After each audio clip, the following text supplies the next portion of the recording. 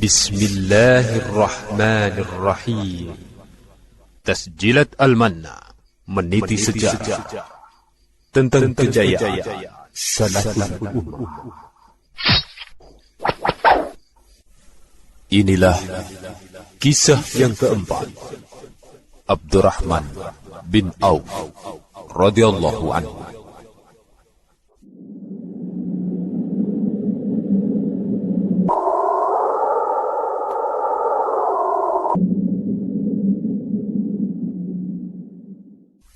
Beliau adalah salah satu dari 8 orang yang pertama kali masuk Islam. Salah satu dari 10 orang yang diberi kabar gembira masuk surga oleh Rasulullah sallallahu alaihi wasallam. Salah satu dari 6 sahabat utama yang bermusyawarah untuk menentukan kekhalifahan atau kepemimpinan kaum muslimin setelah wafatnya Al-Faruq Umar ibnul Khattab radhiyallahu anhu. Salah satu dari sahabat yang dimintai fatwanya, padahal saat itu Rasulullah sallallahu alaihi wasallam masih hidup di antara mereka.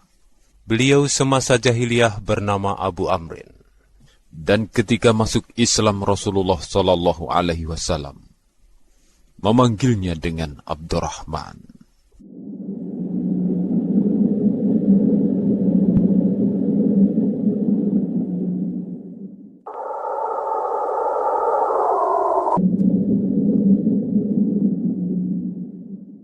Itulah Abdurrahman bin Auf yang Allah ridha padanya, dan dia pun ridha kepada Allah subhanahu wa ta'ala. Abdurrahman bin Auf masuk Islam sebelum Rasulullah sallallahu alaihi wasallam memulai dakwahnya di Darul Arqam, yaitu sebuah rumah yang digunakan Rasulullah sallallahu alaihi wasallam untuk menyebarkan agama Islam di awal perkembangan dakwahnya. Karena saat itu, dakwah masih bersifat sembunyi-sembunyi. Rumah tersebut milik Al-Arqam bin Abdumanaf Al-Mahzumi, dan sejak saat itu dinamakan Darul Islam. Tepatnya beliau masuk Islam 2 hari setelah masuk Islamnya Abu Bakar As-Siddiq radhiyallahu anhu. Abdurrahman bin Auf mendapatkan siksaan sebagaimana kaum muslimin lainnya yang telah masuk Islam di awal dakwah Rasulullah sallallahu alaihi wasallam di Makkah. Beliau bersabar sebagaimana orang-orang yang pertama kali masuk Islam telah bersabar dengan siksaan dan cobaan dari orang-orang kafir. Beliau tetap kokoh bersama dengan orang-orang yang terus kokoh dengan agamanya, tetap beriman bersama dengan orang-orang yang beriman. Dan beliau lari membawa agamanya bersama dengan yang lainnya ke negeri Habasyah ketika keadaan tidak memungkinkan untuk tinggal di Makkah. Dan ketika diizinkan bagi Rasulullah sallallahu alaihi wasallam dan para sahabatnya untuk berhijrah ke Madinah, maka beliau adalah orang yang bersegera untuk bergabung dengan orang-orang yang berhijrah karena Allah dan Rasul-Nya. الذين آمنوا وهاجروا وجاهدوا في سبيل الله بأموالهم وأنفسهم أعظم درجة عند الله وأولئك هم الفائزون. Dan orang-orang yang beriman dan berhijrah dan berjihad di jalan Allah dengan harta mereka dan jiwa mereka, merekalah orang-orang yang mendapatkan derajat yang paling tinggi di sisi Allah, dan merekalah orang-orang yang mendapatkan kemenangan. يبشرهم ربهم برحمة منه ورضوان وجنات لهم فيها نعيم مقيم. Mereka mendapatkan kabar gembira dari Rabb mereka dengan rahmat dari sisinya dan dengan keridhaannya, dan dengan surga yang di dalamnya ada kenikmatan yang tidak pernah hilang. خالدين فيها أبدا إن الله عنده أجر عظيم. Yang kekal di dalamnya selama-lamanya. Sesungguhnya di sisi Allah ada pahala yang besar. Pada saat Rasulullah Shallallahu Alaihi Wasallam mempersaudarakan antara Muhajirin dan Ansor di awal-awal hijrah, maka beliau dipersaudarakan dengan Sa'ad bin Rabi al-Ansori, seorang sahabat yang mulia, salah satu dari sahabat yang melakukan Bai'atul Aqabah, dan beliau salah seorang yang syahid di medan pertempuran Uhud. Semoga Allah meridainya. Maka berkatalah Sa'ad kepada saudaranya Abdurrahman bin Auf, "Wahai saudaraku, aku adalah termasuk orang yang terkaya di Madinah. Aku mempunyai 2 kebun dan juga 2 istri. Maka lihatlah dan pilih mana di antara kedua kebun itu yang kamu kehendaki. Maka aku akan memberikan kepadamu. Demikian juga mana di antara 2 istriku yang kamu ridhoi. Maka ambillah, sehingga aku akan menceraikannya untukmu." والذين تبوأوا الدار والإيمان من قبلهم يحبون من هاجر إليهم ولا يجدون في صدورهم حاجة مما أوتوا ويؤثرون على أنفسهم ولو كان بهم خصاصة ومن يوق شح نفسه فأولئك هم المفلحون. Dan orang-orang yang telah menempati kota Madinah dan telah beriman sebelumnya, mereka mencintai orang yang berhijrah kepada mereka, dan mereka tiada menaruh keinginan dalam hati mereka terhadap apa-apa yang diberikan kepada mereka, yaitu orang-orang muhajirin, dan mereka mengutamakan orang-orang muhajirin atas diri mereka sendiri, sekalipun mereka memerlukan apa yang mereka berikan itu. Dan siapa yang dipelihara dari kekikiran dirinya, mereka itulah orang-orang yang beruntung. Maka berkatalah Abdurrahman bin Auf kepada saudaranya dari kalangan Ansor tersebut, "Semoga Allah memberikan barokah kepadamu beserta istri dan hartamu. Akan tetapi, cukuplah bagiku kamu menunjukkan untukku di mana pasar di Madinah ini." Maka ditunjukkanlah kepadanya pasar, dan mulailah Abdurrahman bin Auf berdagang. Dan dengan segera beliau mendapatkan keuntungan yang banyak. Dan demikian pula hartanya menjadi semakin banyak. Dan tidak memerlukan waktu yang lama, hingga akhirnya terkumpullah di sisi beliau uang yang cukup untuk mempersunting seorang wanita dari kalangan Ansor, dan menikahlah beliau dengannya.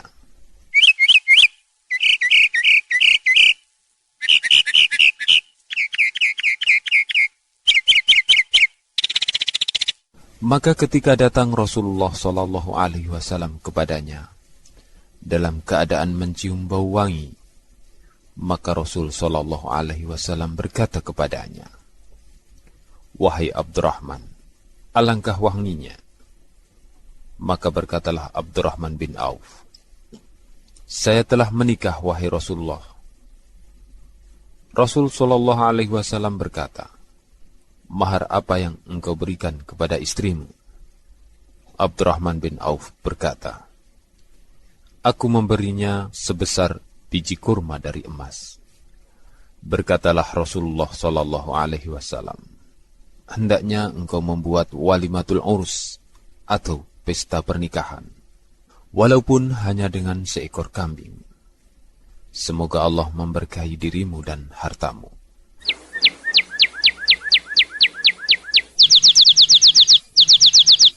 berkatalah Abdurrahman bin Auf, sungguh dunia itu dimudahkan buatku, sehingga kalau seandainya aku mengangkat sebuah batu, maka aku dapatkan emas atau perak di bawahnya.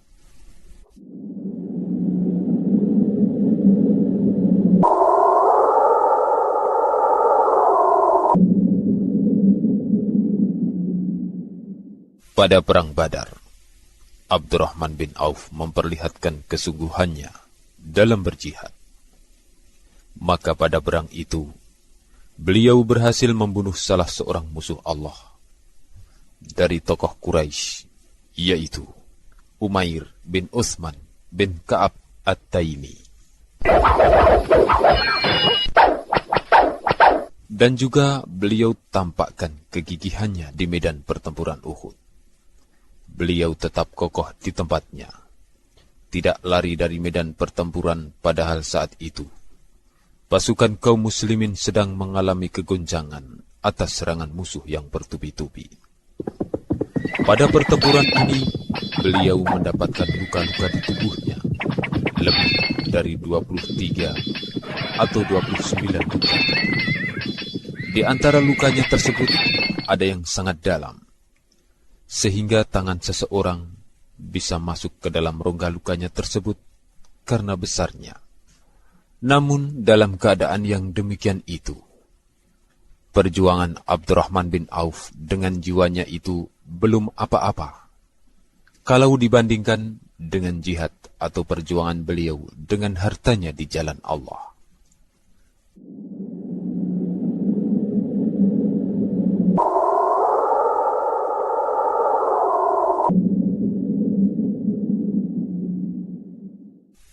Pada suatu hari, ketika Rasulullah SAW berkeinginan untuk mengirim suatu pasukan perang, maka beliau berdiri dan berkata kepada sahabat-sahabatnya, "Bersedekahlah kalian, saya ingin mengirim pasukan perang."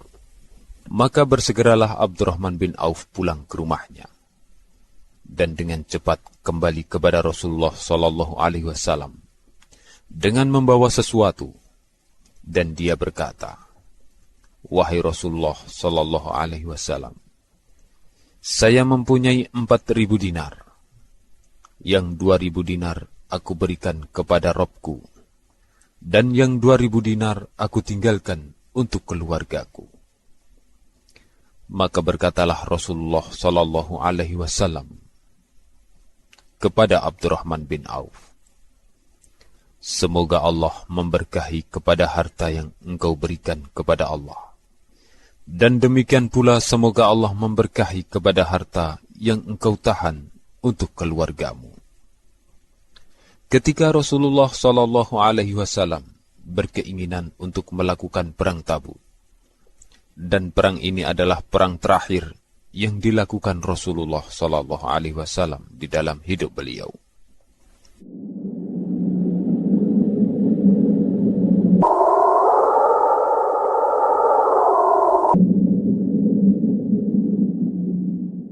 kebutuhan pembiayaan dalam perang ini tidak kalah banyaknya dengan butuhnya pasukan yang harus dikerahkan untuk melawan pasukan Romawi.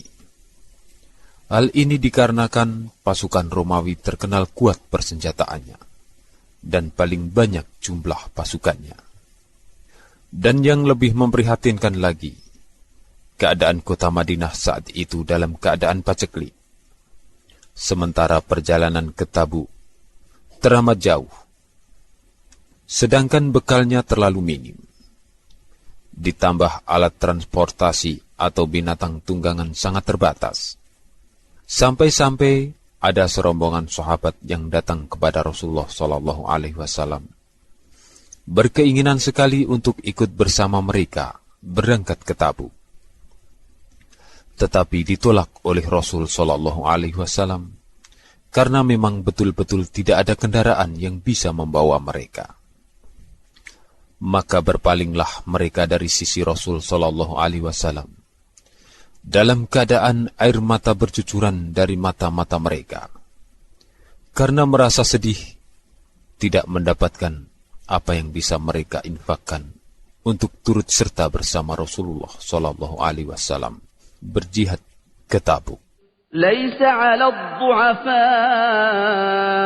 ولا على المرضى ولا على الذين لا يجدون ما ينفقون حرج إذا نصحوا لله ورسوله ما على المحسنين من سبيل والله غفور رحيم.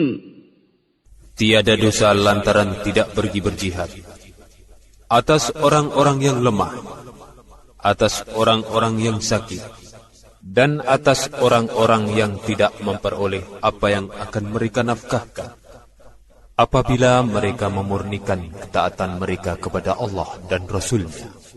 Tidak ada jalan sedikitpun untuk menyalahkan orang-orang yang berbuat baik. Dan Allah Maha Pengampun lagi Maha Penyayang. ولا على الذين إذا ما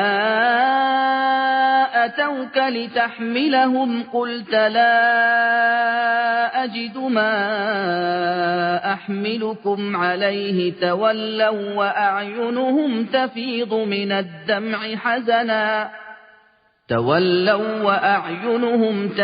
من الدمع حزنا ألا يجدوا ما ينفقون.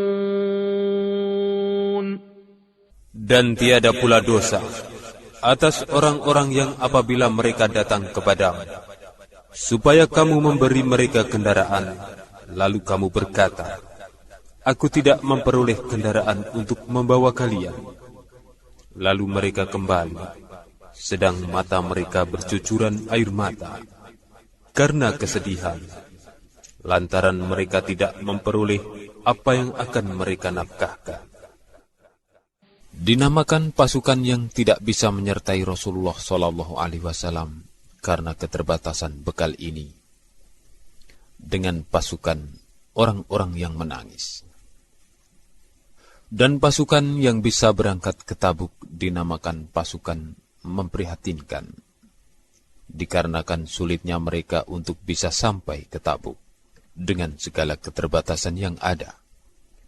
Pada saat itu Rasulullah sallallahu alaihi wasallam memerintahkan kepada para sahabatnya untuk membiayai perjuangan di jalan Allah ini dan mengharap pahalanya di sisi Allah Subhanahu wa taala. Maka bersegeralah kaum muslimin menyambut seruan Nabi tersebut. Dan tampaklah salah satu dari mereka adalah Abdurrahman bin Auf. Beliau bersodakoh dengan 200 uqiyah emas. Maka berkatalah Umar bin Khattab, demi melihat banyaknya harta yang diinfakkan Abdurrahman bin Auf tersebut, sungguh, aku tidak melihat Abdurrahman bin Auf saat ini, kecuali dia telah berbuat dosa, yaitu dengan menelantarkan keluarganya, karena tidak meninggalkan harta sedikit pun bagi keluarganya. Maka berkatalah Rasulullah sallallahu alaihi wasallam, apakah kamu meninggalkan sesuatu bagi keluargamu, wahai Abdurrahman? Berkatalah Abdurrahman bin Auf, benar, aku telah tinggalkan bagi mereka suatu yang lebih banyak dan lebih baik keadaannya. Berkatalah Rasul sallallahu alaihi wasallam, berapa jumlahnya?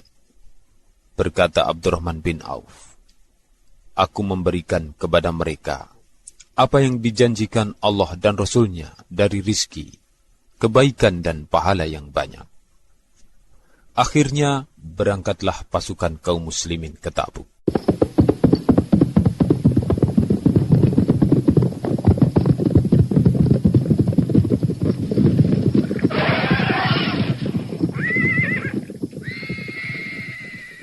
Di sana Allah memuliakan Abdurrahman bin Auf dengan pemuliaan yang tidak pernah diberikan kepada yang lainnya dari kaum muslimin. Saat itu masuklah waktu solat. Sementara Rasul sallallahu alaihi wasallam tidak ada di tempatnya.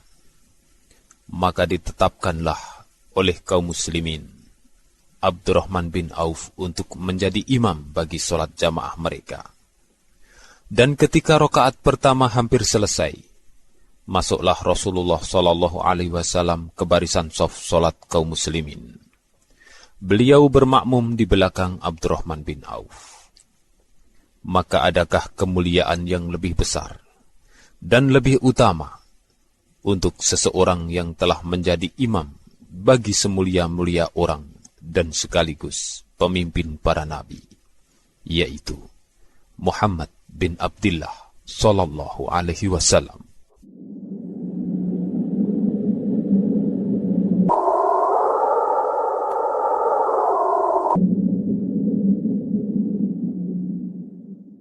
Ketika Rasulullah sallallahu alaihi wasallam wafat, maka Abdurrahman bin Auflah yang menegakkan urusan Ummahatul Mukminin, yaitu istri-istri Rasul sallallahu alaihi wasallam. Dan beliau juga memenuhi hajat-hajat mereka. Abdurrahman bin Auf selalu pergi bersama mereka kalau janda-janda Rasul sallallahu alaihi wasallam ingin bepergian. Menemani mereka berhaji dengan menyediakan sekedup atau semacam tempat berbentuk kubah yang diletakkan di atas unta yang dipakai untuk membawa kaum wanita, yang dilapisi kain hijau yang biasanya dipakai oleh orang-orang tertentu dari kalangan pembesar. Dan kadang beliau mengantarkan para janda Rasulullah ke tempat-tempat yang mereka senangi. Dan ini semua hanyalah sebagian kecil dari kebaikan Abdurrahman bin Auf kepada Ahlul Bait. Suatu hari, sampailah kabar kepada kaum muslimin dan Ummahatul Mukminin tentang kebaikan Abdurrahman bin Auf, bahwasanya beliau telah menjual sebidang tanah dengan harga 40.000 dinar. Kemudian beliau membagi semua hasil penjualan tersebut kepada Bani Zuhrah, yaitu kaum atau suku dari Aminah binti Wahab, ibu Rasul sallallahu alaihi wasallam, dan fuqara kaum muslimin dan muhajirin serta janda-janda Rasul sallallahu alaihi wasallam. Ketika sampai kepada Ummul Mukminin Aisyah pembagian harta tersebut, maka berkatalah Aisyah radhiyallahu anha, "Siapa yang mengirim harta ini?" Maka dikatakan kepadanya, "Abdurrahman bin Auf." Berkatalah Aisyah, "Telah berkata Rasulullah sallallahu alaihi wasallam, tidak akan bersimpati atau memperhatikan urusan kalian sepeninggalku, kecuali orang-orang yang sabar." Dan sungguh telah terkabulah doa Rasul sallallahu alaihi wasallam. Harta Abdurrahman bin Auf benar-benar diberkahi oleh Allah. Perdagangannya terus berkembang dan bertambah besar. Rombongan atau kafilah dagangnya terus pulang dan pergi dari kota Madinah, membawa gandum, tepung, minyak, pakaian, tempayan, minyak wangi, dan kebutuhan lain yang dibutuhkan penduduk Madinah. Dan juga beliau menjual keluar Madinah barang-barang hasil produksi penduduk Madinah yang telah berlebih persediaannya. Pada suatu hari, datanglah kafilah dagang Abdurrahman bin Auf di Madinah. Jumlah rombongan atau kafilah dagang tersebut mencapai 700 unta. Di atas kendaraan-kendaraan tersebut, makanan, perhiasan, dan apa saja yang dibutuhkan penduduk Madinah. Dan kalau rombongan dagang Abdurrahman bin Auf datang, maka tanah Madinah itu seperti tergoncang karena saking banyaknya rombongan tersebut. Terdengar seperti bergema atau bergaung dan sangat gaduh.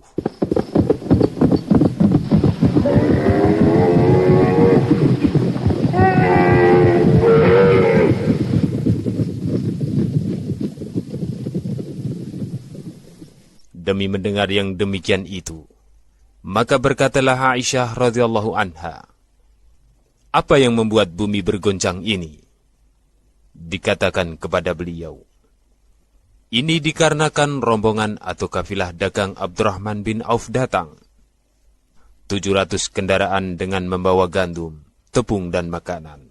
Berkatalah Aisyah radhiyallahu anha, "Semoga Allah memberi barokah atas apa yang Allah berikan kepada Abdurrahman bin Auf di dunia ini, dan semoga Allah membalas pahalanya di akhirat lebih besar lagi. Dan sebelum unta-unta yang membawa kafilah dagang Abdurrahman bin Auf tersebut menderum atau berhenti, sampailah kabar dari doa Aisyah tadi kepada Abdurrahman bin Auf, sehingga beliau segera bergegas untuk menemui Aisyah radhiyallahu anha. Dan beliau berkata kepadanya, "Wahai Ummul Mukminin, maukah engkau menjadi saksi bahwasanya semua yang dibawa dari rombongan atau kafilah dagangku itu, aku berikan semuanya di jalan Allah." مثل الذين ينفقون أموالهم في سبيل الله كمثل حبة أنبتت 7 سنابل في كل سنبلة 100 حبة والله يضاعف لمن يشاء والله واسع عليم. Permisalan harta yang dinafkahkan di jalan Allah serupa dengan sebutir benih yang menumbuhkan 7 bulir. Pada tiap-tiap bulir 100 biji. Allah melipat gandakan ganjaran bagi siapa yang dikehendaki. Dan Allah maha luas karunia-Nya, lagi maha mengetahui. Di antara doa Rasulullah SAW untuk Abdurrahman bin Auf yang dikabulkan oleh Allah adalah keberkahan umurnya. Beliau dipanjangkan oleh Allah umurnya, sehingga beliau dijadikan sahabat Rasul SAW yang paling kaya dan paling banyak warisannya atau peninggalannya. Akan tetapi, dalam keadaan demikian, Abdurrahman bin Auf menjadikan semua hartanya untuk mencari keridhaan Allah. Beliau menginfakkan hartanya dengan kedua tangan kanan dan kirinya, baik secara terang-terangan maupun sembunyi-sembunyi. Seperti salah satunya, beliau infakkan 40.000 dirham perak. Kemudian setelah itu, diikuti dengan 40.000 dinar emas. Kemudian disusul lagi dengan memberikan 200 uqiyah emas. Beliau menanggung pembiayaan 500 pasukan berkuda dan 1.500 pasukan yang berjalan kaki untuk berjihad di jalan Allah. Ketika ajal datang menjemput beliau, maka Abdurrahman bin Auf memerdekakan sejumlah besar budak-budak yang dimilikinya dan berwasiat agar setiap sahabat yang masih hidup dari ahli Badar atau yang turut hadir dalam perang Badar, masing-masing mendapat 400 dinar emas, padahal jumlah mereka saat itu masih sekitar 100 sahabat. Juga beliau berwasiat setiap ummahatul mukminin atau janda-janda Rasul SAW diberikan harta yang sangat banyak, sampai-sampai sesungguhnya Ummul Mukminin Aisyah yang Allah meridainya, beliau banyak mendoakan bagi kebaikan Abdurrahman bin Auf. Di antara doa Aisyah kepada Abdurrahman bin Auf, semoga Allah memberikan minum dari air salsabil, salah satu mata air di surga. Walaupun demikian, beliau setelah itu tidak menelantarkan ahli warisnya begitu saja. Bahkan beliau meninggalkan harta bagi ahli waris yang tak terhitung banyaknya. Beliau tinggalkan bagi mereka 1.000 unta, 100 kuda, dan 3.000 ekor kambing. Beliau mempunyai 4 orang istri, yang mana bagian warisan mereka mendapatkan 80.000. Beliau meninggalkan emas dan perak di antara ahli warisnya, yang seandainya dibelah dengan kapak untuk dibagikan kepada mereka, maka kedua tangan manusia itu akan terluka karena membagi-bagi tersebut dalam keadaan emas dan perak itu belum habis. Dan tentunya semuanya itu karena fadilah atau keutamaan doa Rasulullah SAW bagi Abdurrahman bin Auf. sehingga Allah memberikan barokah dan harta yang sangat banyak. Akan tetapi, harta yang banyak itu tidak sampai menjadikan Abdurrahman bin Auf terfitnah karenanya, dan tidak pula mengubah kepribadiannya. Maka manusia apabila melihat kepada beliau bersama dengan budak-budaknya, maka mereka tidak bisa membedakan di antara Abdurrahman bin Auf dengan budak-budaknya. Pada suatu hari didatangkan kepada beliau makanan, sedangkan beliau dalam keadaan berpuasa. Maka Abdurrahman bin Auf memandangi makanan tersebut sambil mengatakan, "Sungguh telah terbunuh Mus'ab bin Umair, yang mana dia lebih baik dari aku. Kami tidak mendapatkan baginya kain yang bisa untuk menutupi atau mengkafaninya.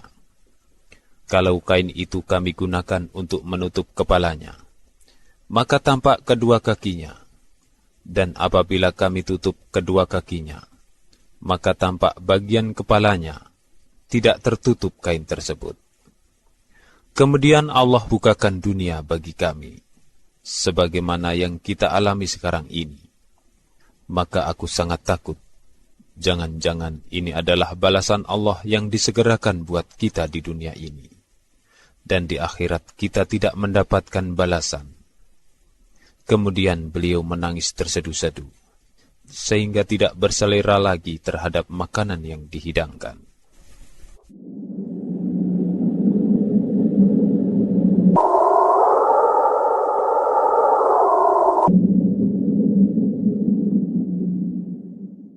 Sungguh, telah banyak sekali kebaikan dan kebahagiaan yang dapat beliau raih, dan patut bagi kita untuk merasa iri dengan amalan-amalan beliau dan kebaikan yang beliau dapatkan.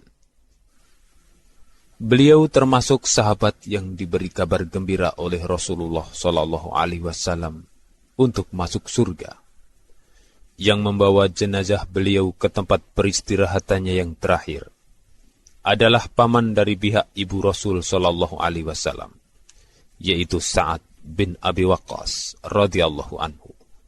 Dan di antara yang mensolatkan jenazah beliau adalah sang pemilik dua cahaya, yaitu Utsman bin Affan. Di antara sahabat yang mengantarkannya ke pekuburan adalah Ali bin Abi Thalib, yang mana saat itu beliau mengatakan sebagai wujud perpisahan, "Wahai Abdurrahman bin Auf, sungguh engkau telah mendapatkan hakikat kehidupan yang sebenarnya, atau balasan negeri akhirat, dan telah engkau tinggalkan kepalsuan kehidupan dunia ini. Semoga Allah merahmati engkau."